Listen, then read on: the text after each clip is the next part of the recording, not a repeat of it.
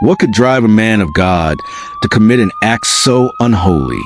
It was a cold November morning in Shiloh, Texas, when a fisherman stumbled upon something that would shatter the quiet facade of this small town.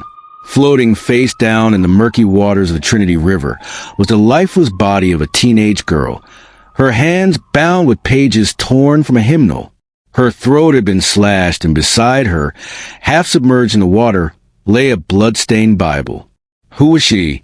And why did her last moments seem to point toward the very house of worship meant to protect her?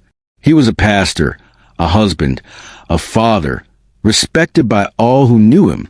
She was a 17-year-old exchange student from India, thousands of miles away from everything familiar. Their secret brought them together, but it also sealed her fate.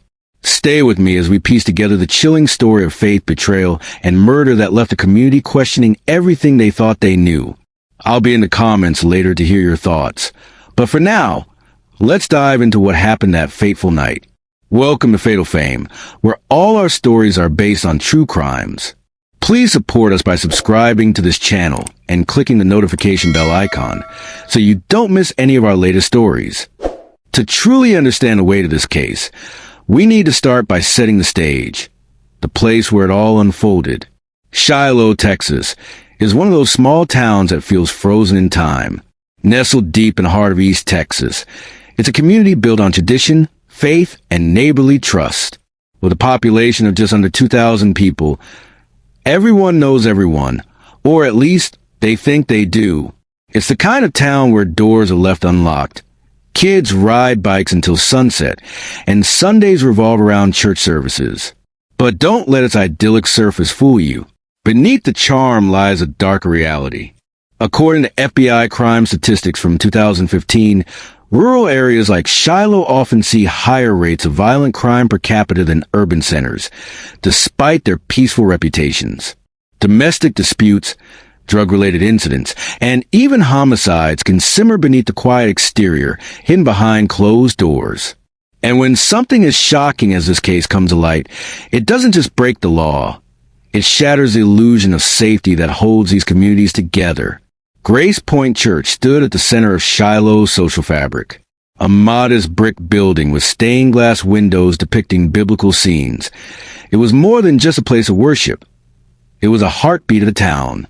Weddings, funerals, fundraisers, all life's milestones passed through its doors. Leading the congregation was Pastor Caleb Hartman, an African-American man whose presence commanded both respect and admiration. Standing tall at 6'2", with a deep voice that carried authority and compassion, he had become a pillar of strength for many in the predominantly white community. Born and raised in Houston's Fifth Ward, he grew up surrounded by poverty and systemic inequality, but found solace in faith. His journey to Shiloh wasn't just professional, it was personal. He saw himself as proof that redemption was possible, no matter your past. To his congregation, he wasn't just a preacher. He was a symbol of hope and resilience. But Pastor Hartman's life wasn't without complexity. Married with 2 children, he carried the weight of expectations, not just as a husband and father, but as a leader whose every move was scrutinized. For years, he managed to balance his public persona with private struggles, until Aria Menon came into his life. Now, let's talk about Aria Menon. Aria Menon was only 17 when she arrived in Shiloh, a bright-eyed exchange student eager to explore a new world. She left behind her home in India, a bustling city filled with noise, color, and family, and stepped into the slow rhythms of rural Texas. Her host family described her as curious, polite, and full of dreams. She wanted to be a writer, to capture the beauty of human connection in words. Faith fascinated her, and she quickly became a regular at Grace Point Church. To Aria, Pastor Hartman wasn't just a spiritual guide. He represented everything she admired about America: strength, wisdom, and kindness. The intersection of their lives would prove fatal. Aria's innocence made her vulnerable, while Pastor Hartman's position of power gave him influence she couldn't fully comprehend. Their dynamic, however unfolded, set the stage for tragedy. Let's dive deeper into the story now, because understanding what happened isn't just about piecing together facts, It's about seeing humanity behind them. This is where things get hard to hear. But if we're going to honor Aria's memory, we need to face the truth head on. Imagine stepping off a plane for the first time in a foreign country. That's exactly what Aria Menon did when she arrived in Texas 6 months before her death. Home videos show her laughing with her host family, marveling at wide-open fields and trying unfamiliar foods like barbecue ribs. She was full of life, curiosity, and dreams. Writing was her passion. She wanted to capture the world through words, to tell stories that mattered. But little did anyone know, one of those stories would become her own tragic ending. In Shiloh, faith wasn't just a part of life. It was life. And for Aria, Grace Point Church became a second home. It was there she met Pastor Caleb Hartman. At first, their connection seemed innocent enough. He took an interest in her, offering guidance as she navigated this strange new world. To Aria, he wasn't just a pastor. He was someone who made her feel seen, understood. But over time, their relationship shifted. Behind closed doors, boundaries blurred. Picture this. A dimly lit church office late at night. A hymn plays softly in the background, a haunting irony given what was unfolding. A furtive kiss between pastor and teenager. What started as mentorship had turned into something far more dangerous. And then came the moment that changed everything. On November 15th, 2015, a fisherman named Jerry Thompson spotted something floating in the Trinity River. When he pulled it closer, his worst fears were confirmed. It was a body, a young girl, hands bound with pages torn from a hymnal, throat slit. Nearby, investigators found her diary, waterlogged but still legible. One page stood out, its words chilling. He says, "God forgives him, but I'm scared." Aria's fear wasn't just written on paper. It was etched into the final days of her life. And as detectives began unraveling the mystery, they quickly realized this wasn't a random act of violence. Someone close to her was involved. The investigation into Aria's murder moved fast, but not fast enough for a grieving community desperate for answers. Detectives combed through evidence, retracing her last known movements. Then came the breakthrough no one expected. Phone records showed multiple calls and texts between Aria and Pastor Hartman in the hours leading up to her death. One detective later recounted, "We found Hartman's fingerprints on the knife, but he claimed it was stolen weeks earlier." Stolen? It sounded like a convenient excuse, and one that didn't hold up under scrutiny. Security footage added another layer to the puzzle. Cameras near the river captured Hartman's truck parked suspiciously close to the scene around the estimated time of the murder. His alibi?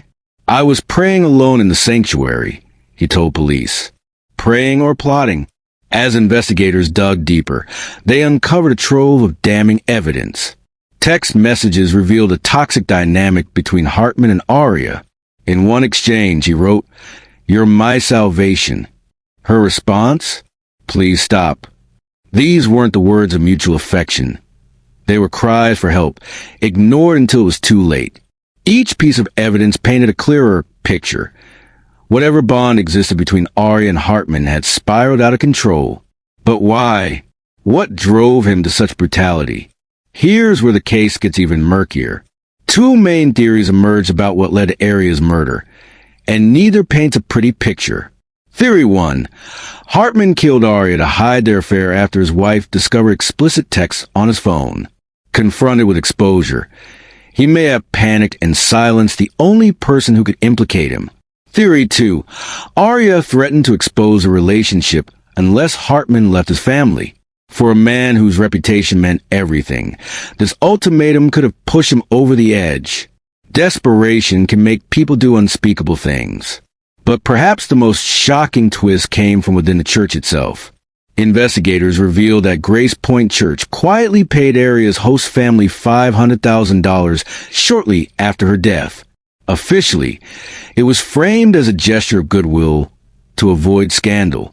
Unofficially, many believe it was hush money, a way to bury the truth before it destroyed the congregation. Was this a cover-up orchestrated by church leaders? Or simply an attempt to protect a fragile community from further pain. Either way, it raises uncomfortable questions about power, accountability, and how institutions handle darkness in their midst. If you're feeling uneasy, you should be. Crimes like these force us to confront the ugliest parts of human nature and the systems that enable them. If you got thoughts or theories, share them below. I'll respond thoughtfully later. But for now, let's keep moving forward. There's still so much more to unpack. The story doesn't end with Aria's death, her life, and the ripple effects of her murder continue to shape lives on both sides of the world. This is where we see the true weight of what happened in Shiloh, not just as a crime, but as a tragedy that left scars far beyond the courtroom.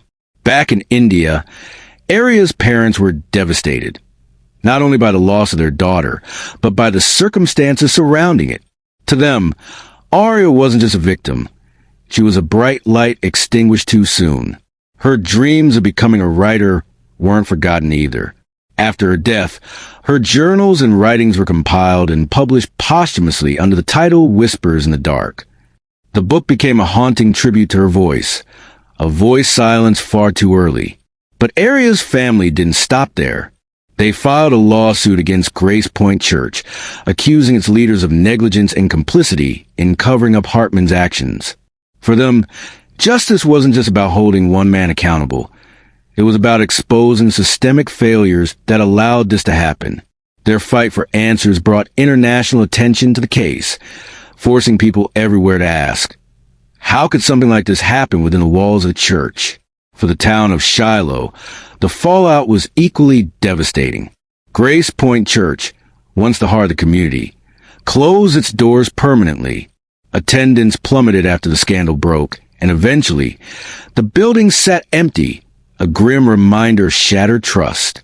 Hartman's personal life unraveled as well.